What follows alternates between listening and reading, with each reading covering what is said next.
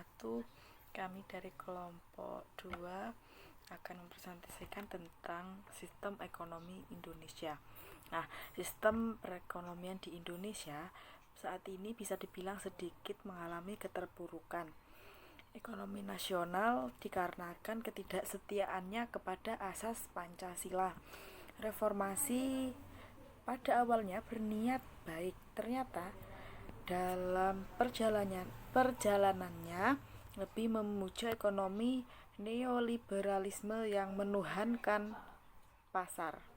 Padahal sejarah telah membuktikan bahwa sesuai dengan amanat pasal 23, 27, 33 sampai 34 Undang-Undang Dasar 1945, ekonomi Pancasila yang berdasarkan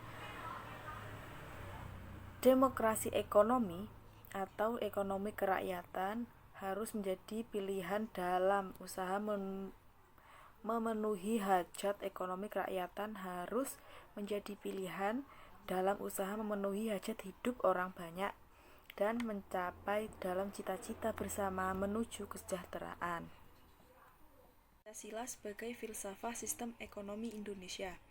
Ekonomi Pancasila merupakan ilmu ekonomi kelembagaan yang menjunjung tinggi nilai-nilai kelembagaan Pancasila sebagai ideologi negara yang kelima silanya, secara utuh maupun sendiri-sendiri, menjadi rujukan setiap orang Indonesia. Pancasila mengandung 5 asas, maka semua substansi sila Pancasila, etika, kemanusiaan, nasionalisme, kerakyatan atau demokrasi, dan keadilan sosial harus dipertimbangkan dalam model ekonomi yang disusun. Kalau sila pertama dan kedua adalah dasarnya, sedangkan sila ketiga dan keempat sebagai caranya, maka sila kelima Pancasila adalah tujuan dari ekonomi Pancasila. Ekonomi Pancasila yang merupakan konsep ekonomi yang berlandaskan dan dijiwai spirit nilai-nilai Pancasila. Pandangan konsep ini yang bisa dilacak dari ide-ide Bung Hatta, salah seorang proklamator Republik Indonesia, senada dengan pesan pasal 33 Undang-Undang Dasar 1945 dan berbasiskan nilai-nilai sosio-religio budaya masyarakat Indonesia. Dengan landasan konsepsional tersebut, maka sistem ekonomi Pancasila berada pada 3 level sekaligus, ontologis, epistemologis, dan aksiologis. Keberadaan konsep ekonomi Pancasila sudah ada dengan Pancasila sebagai landasan idealnya dan Undang-Undang Dasar 1945 sebagai landasan konstitusionalnya. B. Konsep ekonomi Pancasila dicirikan oleh 5 hal. Yang pertama itu, koperasi adalah saku guru ekonomi nasional. Maksudnya di sini bahwa koperasi menjadi salah satu panutan tentang ekonomi nasional di Indonesia ini. Dan yang kedua, manusia adalah penggerak tentang suatu ekonomi. Ini dimaksud dengan economic man, social and religious man. Dan yang ketiga di sini ada kehendak sosial yang kuat ke arah kemerataan sosial. Dan yang nomor 4, prioritas utama kebijakan-kebijakan diletakkan pada penyusunan perekonomian nasional yang tangguh. Dan yang nomor 5, yang nomor terakhir itu adalah pengandalan pada sistem desentralisasi dalam pelaksanaan kegiatan-kegiatan ekonomi diimbangi dengan perencanaan yang kuat sebagai pemberi arah bagi perkembangan ekonomi. Ciri-ciri sistem ekonomi Pancasila. Ciri-ciri yang pertama yaitu sistem ekonomi Pancasila bertujuan untuk kemakmuran rakyat. Yang kedua, keikutsertaan rakyat dalam kepemilikan, proses produksi, dan menikmati hasilnya.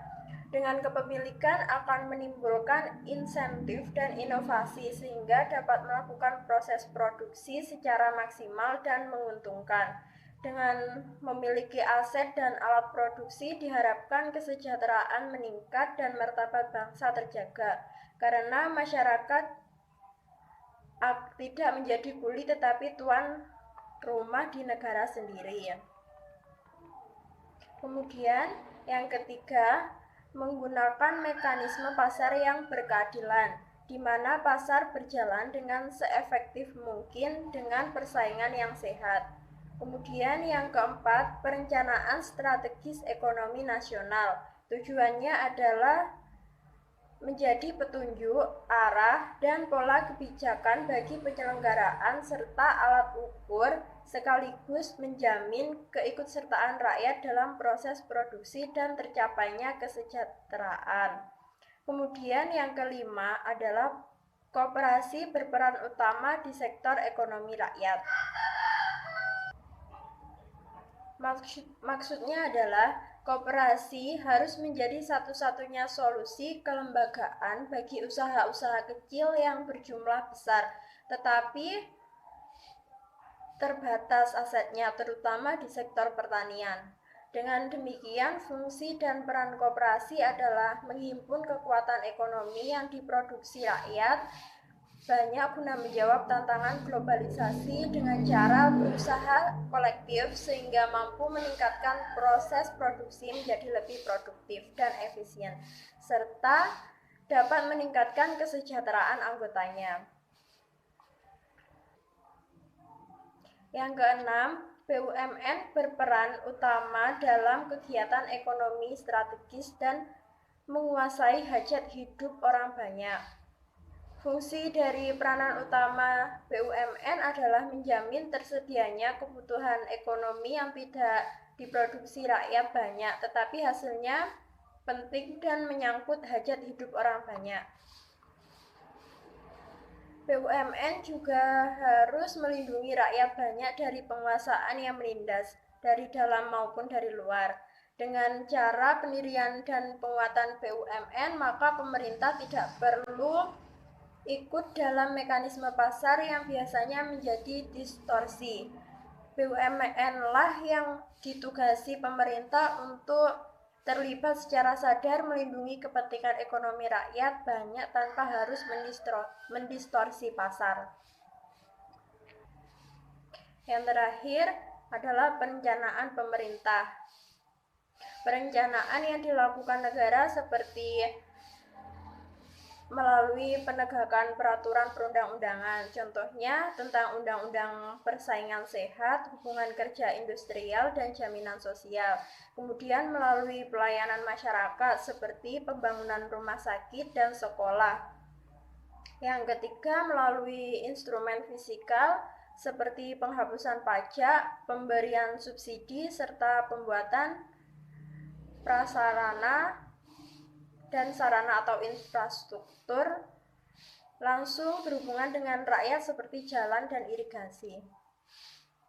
Kemudian yang terakhir, pembentukan dan penguatan BUMN. Ini saya akan melanjutkan presentasi dari Mbak Herina, yakni dalam sistem ekonomi Pancasila kita menganut paham yang berbeda, di mana kita menolak asas persaingan yang terlalu bebas serta prinsip dasar yang ada dalam sistem ekonomi Pancasila tersebut, antara lain berkaitan dengan prinsip kemanusiaan, nasionalisme ekonomi, demokrasi ekonomi yang diwujudkan dalam ekonomi kerakyatan dan keadilan. Karakteristik sistem ekonomi Pancasila yakni ada 4, yaitu yang pertama, yang menguasai hajat hidup orang banyak adalah negara atau pemerintah.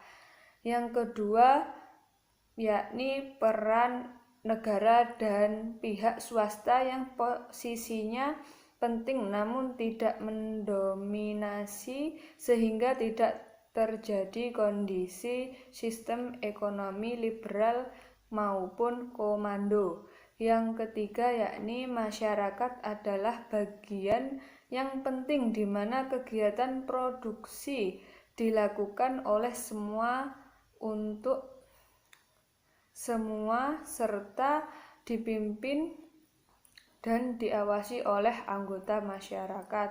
Yang terakhir yakni yang keempat, modal ataupun buruh tidak mendominasi perekonomian karena didasari atas asas kekeluargaan antara sesama manusia. Ekonomi di Indonesia di mata masyarakat. Pandangan sistem ekonomi Indonesia dalam dataran normatif maupun dataran positif. Secara normatif, menurut Undang-Undang 1145, terutama pasal 33 ayat 2 dan 3, ekonomi Indonesia seharusnya condong mengarah pada sosialisme. Oleh Mulyarto, ini diartikan sebagai ekonomi kerakyatan. Ia menggambarkan bahwa pengembangan sistem ekonomi kerakyatan ibarat peranan gerila ekonomi yang bisa diwujudkan dengan pengembangan dan pemihakan penuh pada ekonomi rakyat lewat upaya penanggulang kemiskinan, peningkatan desentralisasi dan otonomi daerah, serta menghapus ketimpangan ekonomi sosial. Menurut pengamatan Syahrir, dilihat dari segi kepihakan dan sifat pembentukan harga, sistem ekonomi yang berlangsung di Indonesia adalah sistem ekonomi di mana peranan negara dominan peran swasta, baik nasional maupun asing tidak kecil. Harga yang berlangsung pada umumnya mencerminkan inefisiensi karena jauh lebih tinggi harga domestik dibandingkan harga internasional.